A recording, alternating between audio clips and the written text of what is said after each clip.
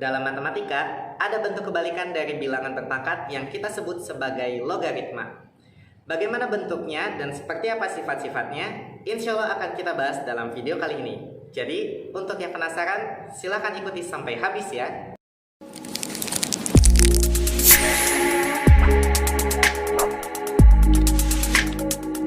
Assalamualaikum belajar hebat, apa kabar hari ini? Semoga sehat selalu dimanapun kalian berada ya. Pada video kali ini bertemu kembali bersama dengan Pak Agi dalam pelajaran matematika kelas 10 IPA. Dan spesial hari ini kita akan membahas tentang sesuatu yang disebut dengan logaritma. Oke, itu adalah yang pertama. Lalu kita ambil sifat yang berikutnya. Sifat ketiga ini adalah salah satu sifat yang cukup sering keluar juga. Oke, sifat ketiga itu adalah A log B ya, ditambah A log C. Ini akan sama dengan A log B kali C. Oke, nah ini ya, catatannya adalah ketika ada logaritma ditambah, lalu kita lihat di sini basisnya harus sama. Oke, syaratnya basisnya harus sama. Nah, ketika basisnya sama, yang atas ini sama, maka bawahnya si numerusnya ini B boleh dikalikan dengan C. Oke, kita ambil contoh. Misalkan kita contohnya adalah 2 log 3 ditambah 2 log 5. Oke, kita lihat di sini basisnya sama. Ya, basisnya sama-sama 2. Basisnya sama berarti numerusnya boleh kita kalikan. Jadi, ini hasilnya adalah 2 log 3 dikali 5. Maka hasilnya adalah 2 log 3 kali 5 adalah 15. Ya udah, ini adalah penerapan sifat yang ketiga. Gimana kalau misalkan basisnya beda?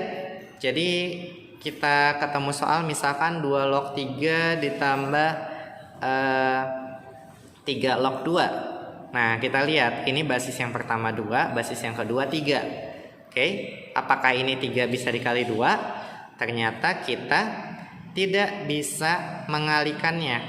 Ya, tidak bisa dikalikan. Karena apa? Karena basisnya beda. Jadi syarat utama untuk penerapan sifat ini adalah basisnya harus sama. Gitu ya. Jadi harap diperhatikan baik-baik untuk sifat yang ini, syaratnya. Nah, selanjutnya ini juga masih berkaitan dengan tipe sifat yang ketiga, di mana A log B itu kalau misalkan kita kurang dengan A log C, maka hasilnya akan menjadi apa?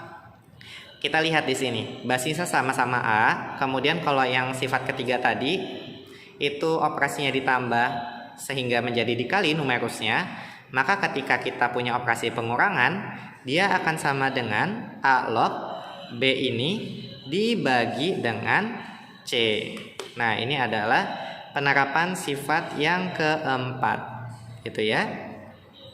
Oke, kalau misalkan udah mengerti, kita coba ke contohnya. Hampir sama sebetulnya. Ketika misalkan Bapak punya soal 2 log 20 dikurang 2 log 5. Oke, kita lihat di sini basisnya sama. Oke, sama-sama 2. Berarti ini si numerus depan dan belakangnya boleh kita operasikan.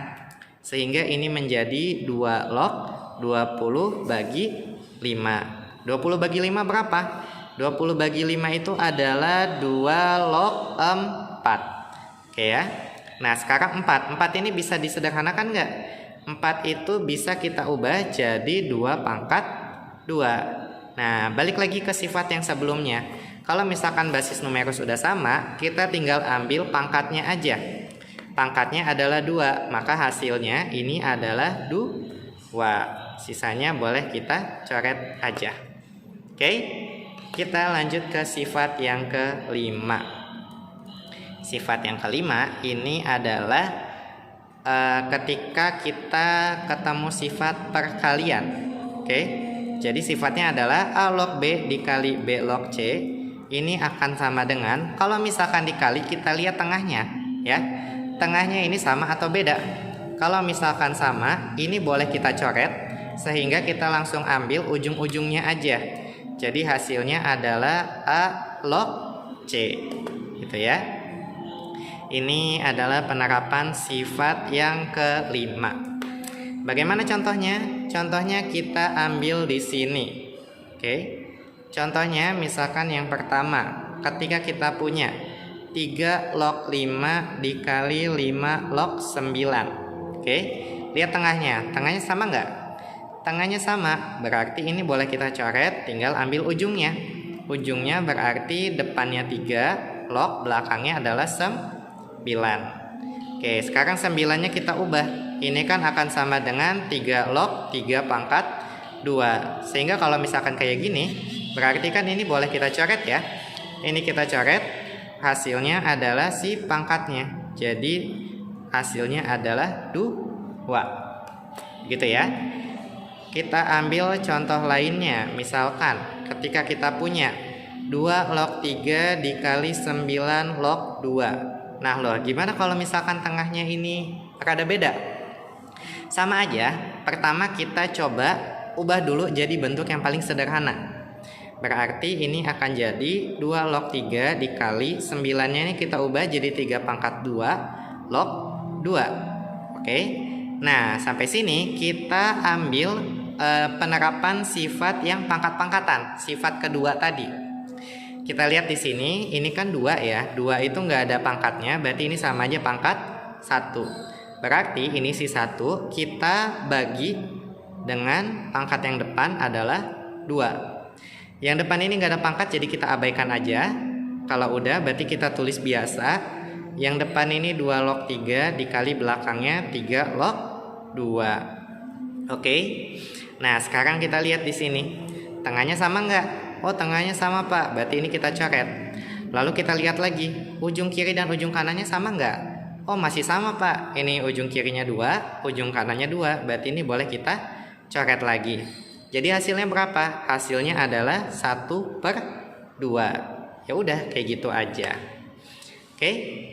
Nah, gimana kalau misalkan kita ketemu soal lagi, tipenya adalah kayak gini. Ketika kita punya 2 log 7 dikali 5 log 2. Nah loh, ini seperti apa? Sama aja sebetulnya. Kita ingat-ingat lagi, namanya perkalian itu kan bersifat komutatif ya. Komutatif itu artinya bisa dibalik. Berarti logaritma yang di belakang boleh kita pindahin, diubah dengan logaritma yang di depan. Jadi depannya kita tulis 5 log 2, belakangnya kita tulis 2 log 7. Oke. Nah, kalau kita lihat di sini, tengahnya gimana sekarang? Oh, tengahnya sekarang udah jadi sama. Maka kalau sama, tengahnya bisa dicoret, tinggal kita ambil ujungnya. Ujung kirinya 5, ujung kanannya 7. Bisa disederhanain lagi, kalau nggak bisa berarti ini jawabannya. Jadi hasilnya adalah 5 log 7. Satu lagi, ketika kita ambil contohnya misalkan 4 log 27 dikali 9 log 16. Nah ini kelihatannya mungkin rada gede ya angkanya. Tapi kalau misalkan kita sederhanakan, ini bisa jadi sederhana loh. Kita lihat depannya. Depannya itu 4. 4 itu kita ubah jadi 2 pangkat 2. Logaritma 27 ini kita ubah jadi 3 pangkat 3. Oke.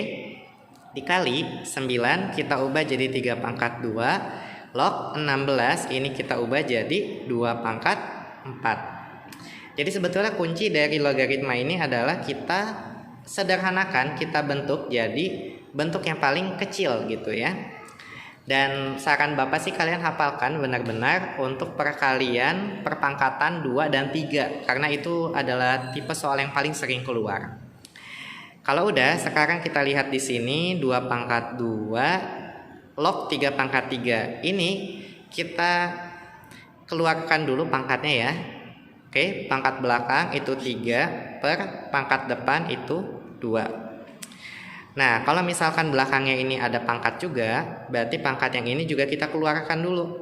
Pangkat belakang ini 4 dibagi pangkat depan itu 2. Oke. Nah, kalau udah baru kita tulis logaritmanya. Depan itu 2 log 3 dikali belakang itu adalah 3 log 2.